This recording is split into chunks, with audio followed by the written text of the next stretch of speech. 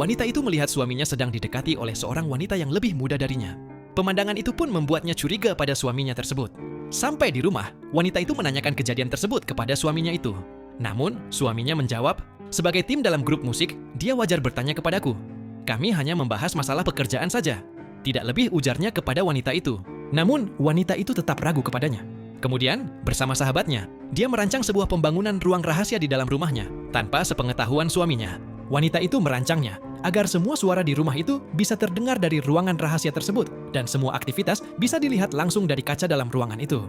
Namun, setiap orang yang di rumah itu tidak akan bisa mendengar sekuat apapun suara dari dalam ruangan rahasia tersebut. Setelah ruangan rahasia itu selesai, wanita itu kemudian merekam sebuah video di mana dia seolah-olah akan pergi dengan waktu yang lama meninggalkan suaminya. Dia kemudian meletakkan video itu di atas meja dan menulis secari kertas supaya suaminya menonton video itu.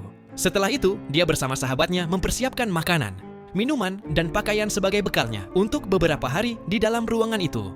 Setelah semuanya telah disiapkan dengan baik, wanita itu pun bersiap masuk ke ruangan tersebut. Dia kemudian meminta kunci utamanya kepada sahabatnya itu. Kemudian, dengan percaya diri, dia masuk ke ruangan itu dan berpesan kepada sahabatnya, "Jika saya sudah masuk, tutupkan raknya dengan rapi ya. Jangan sampai ruangan ini diketahui orang lain selain kita." Sahabatnya itu pun hanya mengangguk kepadanya. Sesampai di dalam ruangan itu, dia masih sempat melihat sahabatnya itu pamit pulang kepadanya. Dia melihatnya dari sebuah kaca yang sudah dirancang, hanya terlihat dari satu sisi, yaitu dari dalam ruangan tersebut. Di dalam ruangan, itu tidak ada jaringan komunikasi sama sekali, sehingga wanita itu hanya bisa terduduk sambil menunggu suaminya itu.